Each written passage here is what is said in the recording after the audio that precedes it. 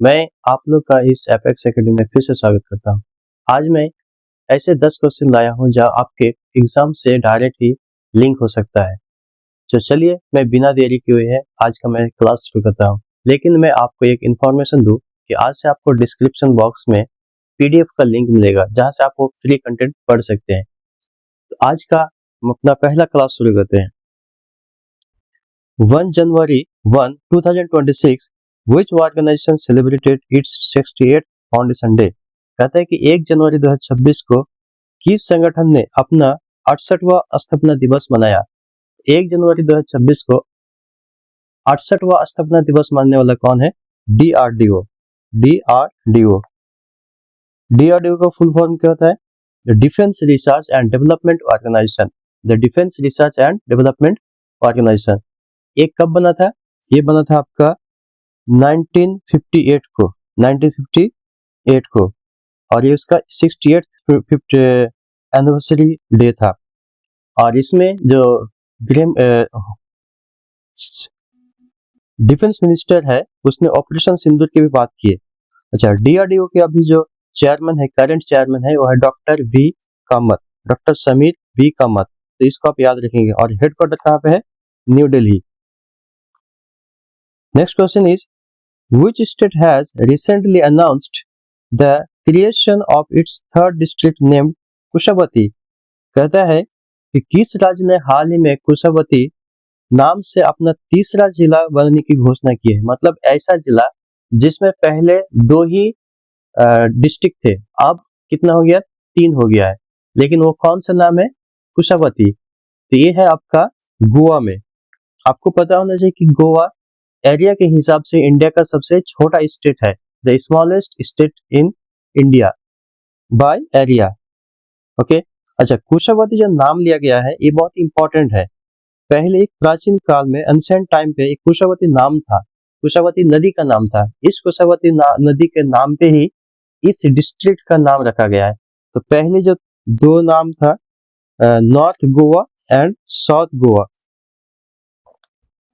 और it will include सैंक्यम and कोपयम। ये दोनों तालुका है, इसमें ही इंक्लूड होगा कौन? ये जो तीसरा डिस्ट्रिक्ट बना है कुशावती। ओके, तो अभी टोटल डिस्ट्रिक्ट कितना होगा गोवा में? 3। Next question is who has been conferred with the prestigious Sangita Kalanidhi award for 25-26। कहता है कि वर्ष 2025-26 के लिए प्रतिष्ठित संगीत कलानिधि पुरस्कार से किसे सम्मानित किया गया है? एक पुरस्कार का नाम है संगीत कलानिधि। मतलब इससे 2025-26 में किसे सम्मानित किया गया है? किसको? तो इसका सही आंसर है आर के श्री कुमार। आर के श्री कुमार। एक क्या है? Top honour from the music academy Chennai. Chennai का ये टॉप म्यूजिक एकेडमी है चेन्नई का। और इसे क्या कहता है? The Sangita Kalanidhi is considered the Nobel prize of Carnatic music.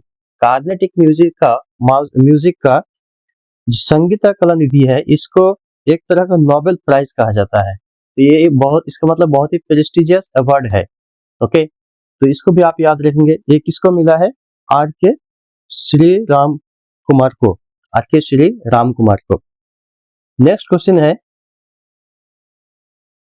India recently conducted a successful user trial of which surface to surface quasi ballistic missile.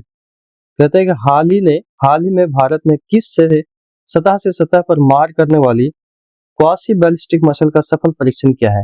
मानता है ये जो मिसाइल है क्वासी है, बैलिस्टिक मिसाइल है। तो इसका सही आंसर है प्रलय। इसका टेस्टिंग किया गया और ये बैलिस्टिक मिसाइल है। Tested off the Odisha coast. इसको टेस्ट कहाँ पे किया गया था? ओडिशा कोस्ट में। आंसर मैंने बताया प्रलय, बी नंबर।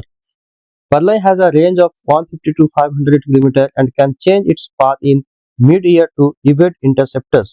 कहता है कि इसका जो रेंज है, प्रलय का रेंज है 150 से 500 किलोमीटर तक है। और इसकी खासियत ये है कि ये हवा में भी अपने रास्ता को बदल सकता है। It is a canisterised missile making it easy to transport and launch quickly. मैंने कहा था कि एक कैनिस्टराइज्ड मिसाइल है। कैनिस्टराइज्ड का मतलब होता है कि ऐसा मिसाइल जिसे हम आसानी से ट्रांसपोर्ट कर सके, एक जगह से दूसरी जगह ले जा सके और क्विकली लॉन्च कर सके, ये उसकी खासियत होता है।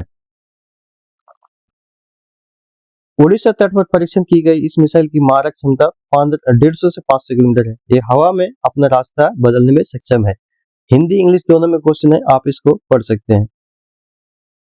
नेक्स्ट क्वेश्चन, द वारिशिंग nuclear capable ballistic missile recently in the news belongs to which country. कहता है कि वारिशिंग वारिशिंग परमाणु सक्षम बैलिस्टिक मिसाइल किस देश से जुड़ा हुआ है। मतलब ये न्यूज में था, वारिशिंग बैलिस्टिक मिसाइल, ओके, वारिशिंग न्यूक्लियर बैलिस्टिक मिसाइल। ये आपको आंसर बता दूं कि इसका है रूस से जुड़ा हुआ है। मतलब ये रूस का एक तरह का बैलिस्टिक मिसाइल है। Russia deployed this hypersonic capable missile speed Mach 10 amidst escalating regional tension in early 2026। कहता है रूस ने 2026 के शुरुआत में क्षेत्रीय तनाव के बीच इस हाइपरसोनिक मिसाइल मैक 10 की गति को तैनात किया था। मैंने कल का लेक्चर में बताया था कि मैक का मतलब क्या होता है। तो मैक का मतलब वो होता है कि मैक एक रेशियो है, किसका किसका, स्पीड ऑफ एयरक्राफ्ट का स्पीड और जो साउंड का स्पीड है, उन दोनों का रेशियो होता है। जैसे Mach is equal to speed of aircraft upon speed of sound, तब निकलता है मैक नंबर। अच्छा, मैक नंबर में क्या होता है, अगर वो मैक नंबर 1 से कम आता है तो इसे कहा जाता है कि ये सबसोनिक है। और अगर मैक की वैल्यू 1 से ज्यादा लेकिन 5 से कम, 1 से ज्यादा लेकिन 5 से कम होता है, 5 से कम, तो इसको कहते हैं सुपरसोनिक। इसको क्या कहते हैं, सुपरसोनिक। और अगर एम का वैल्यू 5 से ज्यादा हो, मतलब मैक की वैल्यू 5 से ज्यादा हो, जिसे हम हाइपरसोनिक की कैटेगरी में रखते हैं। I hope it is clear. Next question, which city is on track to become India's first slum free city as per recent urban planning reports. कहते हैं हालिया शहरी नियोजन रिपोर्ट के अनुसार कौन सा शहर भारत का पहला झुग्गी मुक्त शहर बनने की राह पर है। मतलब इंडिया का कौन सा ऐसा सिटी है जो स्लम फ्री सिटी बनेगा, मतलब वहां पे झुग्गी नहीं रहेगा। तो इसका सही आंसर है सूरत। अच्छा, झुग्गियों को हटा के वहां पे घर बनाया गया ताकि जो भी लोग थे उसको घर अलॉट किया जा सके प्रधानमंत्री आवास योजना के तहत।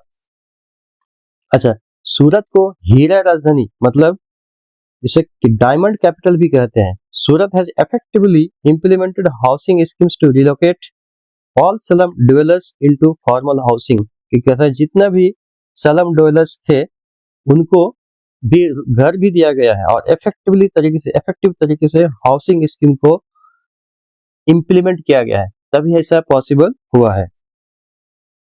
हीरा राजधानी के नाम से प्रसिद्ध सूरत ने सभी झुग्गी वासियों को औपचारिक आवास में स्थानांतरित करने के लिए आवास योजना को प्रभावी ढंग से लागू किया है। तो एक अच्छी पहल है कि यहाँ पे झुग्गी जो भी बस्ती थी वो भी कम हो जाएंगे।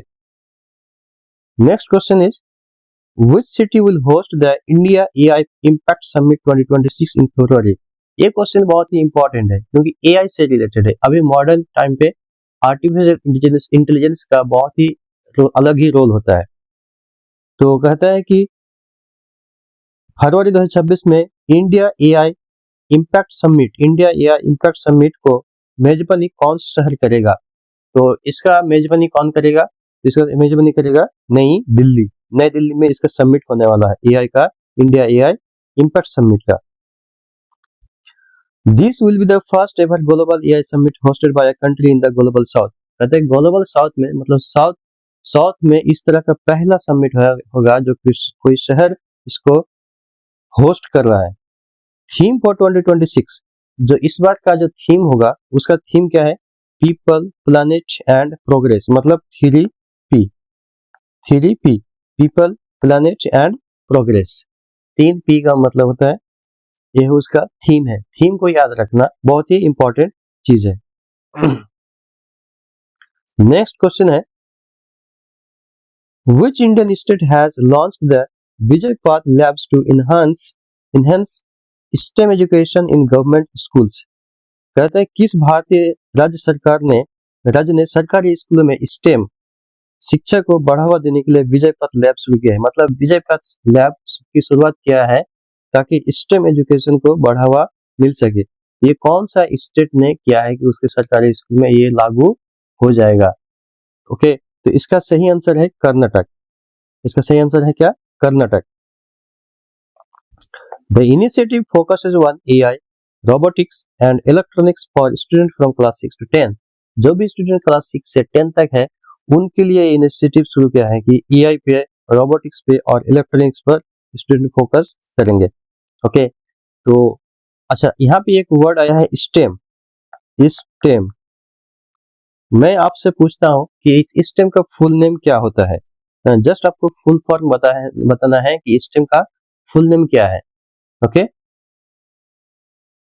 Next question, who one the gold medal in youth girls under 17 at the 29th national sport climbing championship? कहते हैं 29वीं राष्ट्रीय खेल चढ़ाई प्रतियोगिता स्पोर्ट क्लाइंबिंग में यूथ गर्ल्स अंडर 17 में स्वर्ण पदक किसने जीता? कहते हैं स्पोर्ट क्लाइंबिंग में यूथ गर्ल्स जो अंडर 17 है इसमें गोल्ड मेडल किसने जीता है? तो बहुत ही अच्छे है कि गोल्ड मेडल जीता है। इसका सही आंसर है अमेरा खोसला। अमेरा खोसला, पहला वाला आंसर सही है। ये 14 साल की है। ये सिर्फ कितने साल की है? 14 साल की है। ये बेंगलुरु में आयोजित हुआ था और इसमें परफेक्ट 100 स्कोर हासिल किया है। मतलब 100 स्कोर हासिल किया तब जाके इसको गोल्ड मेडल मिला। ये उसके लिए बहुत ही बड़ी अचीवमेंट की बात है। हमारा नेक्स्ट क्वेश्चन है, Parvati Arga bird sanctuary recently declared an eco-sensitive zone is located in which state? कहते पार्वती आर्गा पक्षी अभ्यारण्य जिसे हाल ही में इको सेंसिटिव जोन घोषित किया गया है किस राज्य में स्थित है? एक अभ्यारण्य है, सेंचुरी है, इसका नाम क्या है? पार्वती आर्गा पक्षी अभ्यारण्य। इसको अभी क्या घोषित किया गया है?